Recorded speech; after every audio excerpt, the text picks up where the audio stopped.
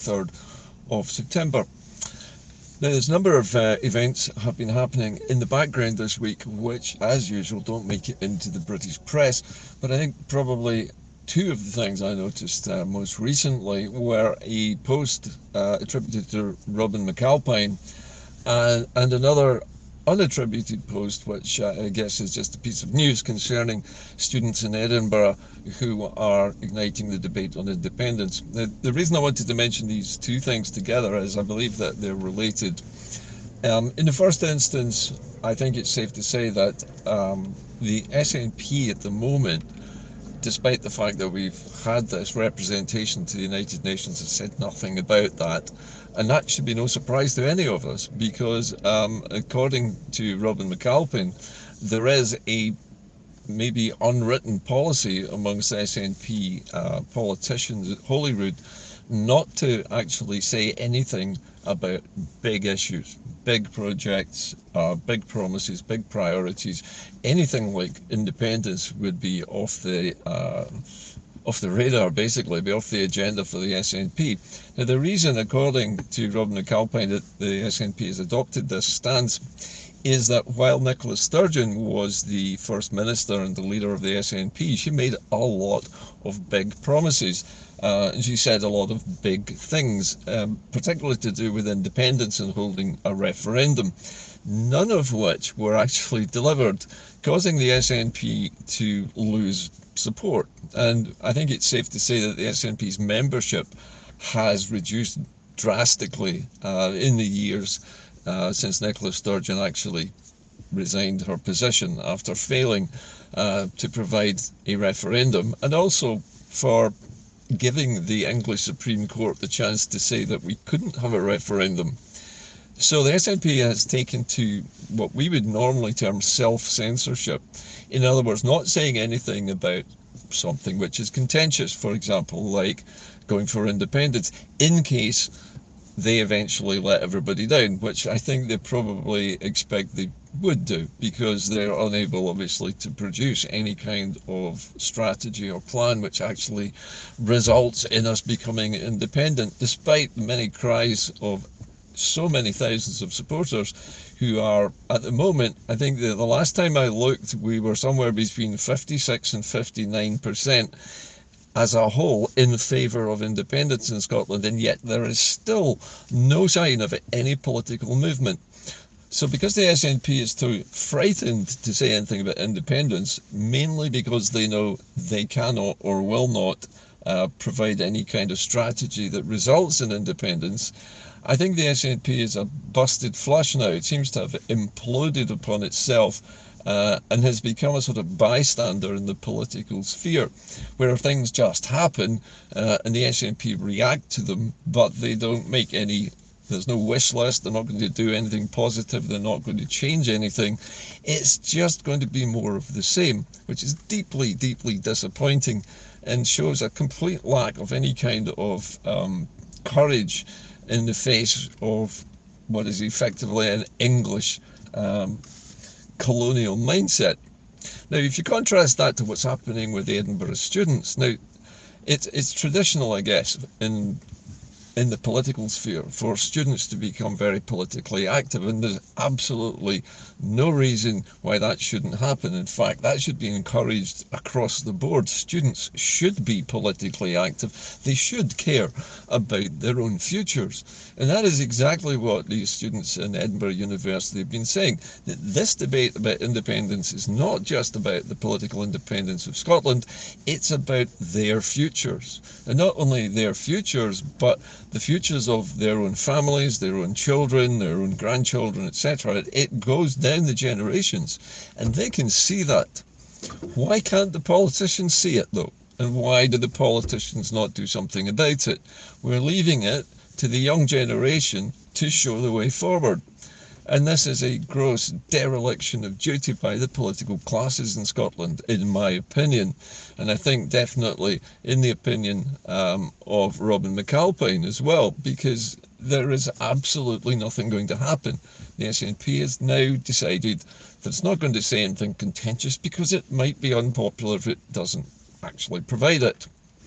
Now, another set of figures was published today in the news feeds showing that Scotland now has a debt mountain of £14 billion. That's £14,000 million to be paid over 30 years for PFI. These are Public Finance Initiative contracts, which the Labour Party forced upon local authorities in order to build new schools in Scotland. So we've got all these lovely new schools that cost somewhere between 5 and 10 times the actual cost of building the school, because the contracts are tied into 30 years of basically overpaying a company somewhere which has provided the finance to build the schools. So effectively, Scotland has mortgaged all of its new schools up to the hilt and are now facing a £14 billion bill every single year for at least 30 years from the time these schools were finished. Now, by my reckoning, the schools were really started around 1997 when the Labour Party was last in power. So we're looking a long way into the future. We've certainly got another 10 years of these £14 billion annual fees for our Scottish education sector to stump up. That's a hell of a lot of money. You know, you're talking the next 10 years, £140 billion being paid out to these faceless banksters, these financial organisations which provided the capital to build the schools and then charged an enormous sum for the interest on the repayments, all done under a Labour government whose fantastic idea it was to allow the private sector to build the schools and rent them back to the local authorities. So until this debt is paid, none of the local authorities in Scotland actually owns a single school. They all still belong to the financial company, the banks, who provided this money to build the schools. And this kind of legacy is exactly the reason why the Labour Party should never be voted for in Scotland anymore, because the Labour Party was full of stupid neoliberal right-wing ideas back in 1997 under the really terrible leadership of Tony Blair, who also took us into an unnecessary and unlawful war, which nobody wanted and nobody voted for and wasn't even necessary. So it's safe to say, I think, that the Labour Party in Scotland is never going to be popular again. They have lumbered us with an enormous amount of debt, which was completely unnecessary. We could quite easily have simply paid for the schools. The government could have provided the money on a simple loan basis with a very tiny amount of interest as to cover the costs of administration, and that would have been that. Instead of that, we're forced to pay the public sector companies massive amounts of money for 3 decades. A ridiculous arrangement. Anyway, I'm getting a bit sort of off the beaten track here. But my point today is to illustrate 2 things. The SNP cannot, and now it's claimed by Mr. McAlpine, is not going to talk about the big ticket issues in Scottish politics, and the biggest one of all being independence, the famous I word. So if the SNP, the party of independence, is not allowing itself to talk about independence in case we get on and say, well, you haven't provided any independence, then nothing is going to happen. And nothing is exactly what Robin McAlpine says is going to happen. The SNP has a policy of doing nothing so that they don't disappoint us. Well, you know what they used to say? Expect the worst and you'll never be disappointed. Well, that's precisely what the SNP now seems to have as its operational mantra, which seems a huge shame, considering the SNP was once a fine institution and actually did fight for independence.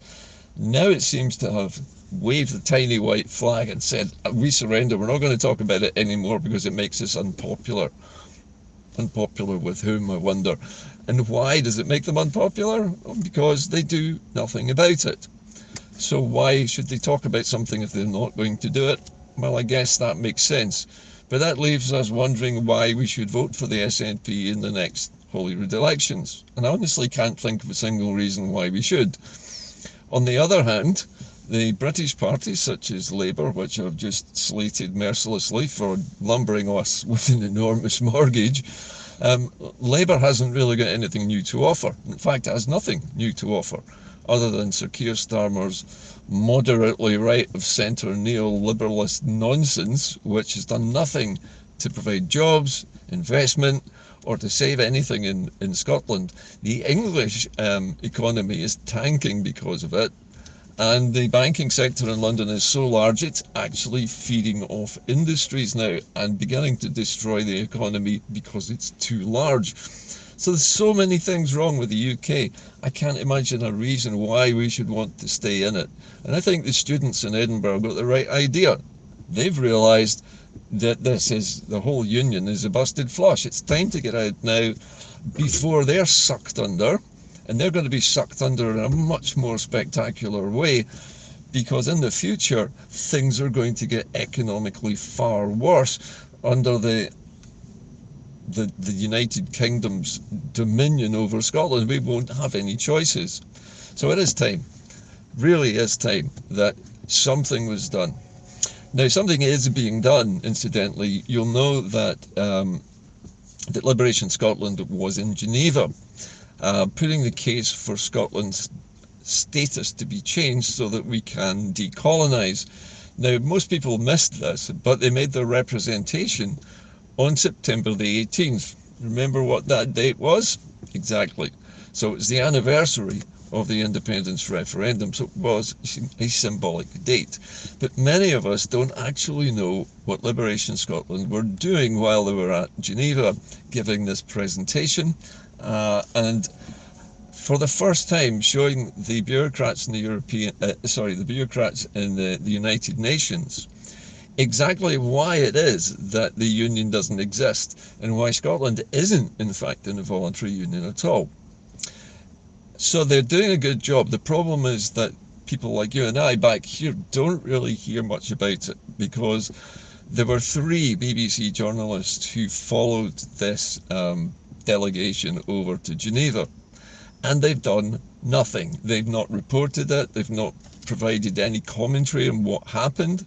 The National has tried its best with one journalist to make some articles to explain what's happened.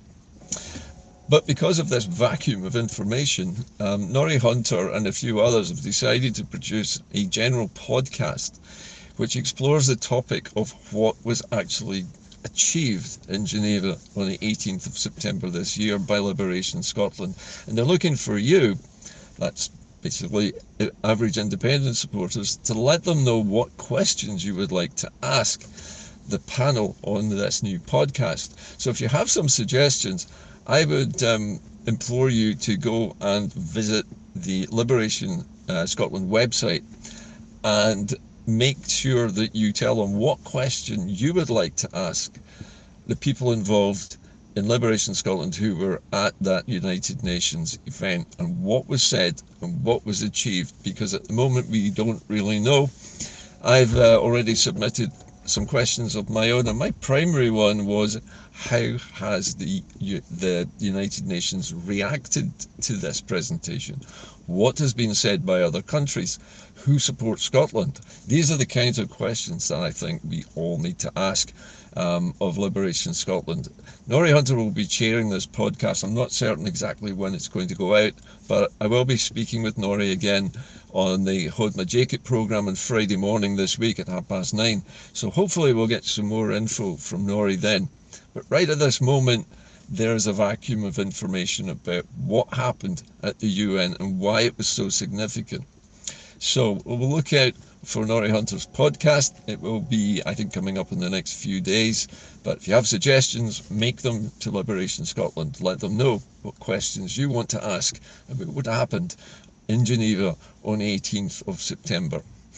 Anyway, that is about it from IndyCar today. I apologise for the sporadic nature of these shows, but I have a very complicated and chaotic working life, unfortunately, and my working pattern's dictated by other people's working patterns, so I don't really get much of a choice.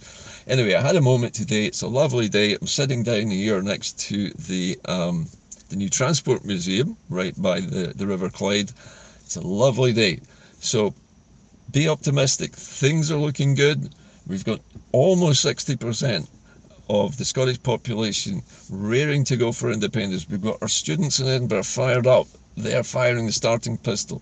The SNP is basically cowering in a corner somewhere, worrying about what to say, while the rest of us, particularly in Salvo and in Liberation Scotland, are actually doing the heavy lifting, which was necessary, by the way, and should have been done by our political class and not us, to get the United Nations to change Scotland's listing from being in a voluntary union with England, which we all know is a huge lie, to being a non-self-governing territory. And I would say perfectly aligns with the criteria for decolonisation. That's it from me today. Remember to keep the faith. Don't forget to like, subscribe, comment, and ring the notification bell. It all helps to drive the algorithm and motivates me to make more content. If you are able to make a small donation using one of my donation links, I really would appreciate it. Every penny counts. It's incredibly difficult at the moment for me to take time out to make shows, so I appreciate every single penny that people send me. That's it from me today. I'll see you all again, hopefully, on Friday morning with Norrie Hunter at 9:30. Bye-bye for now.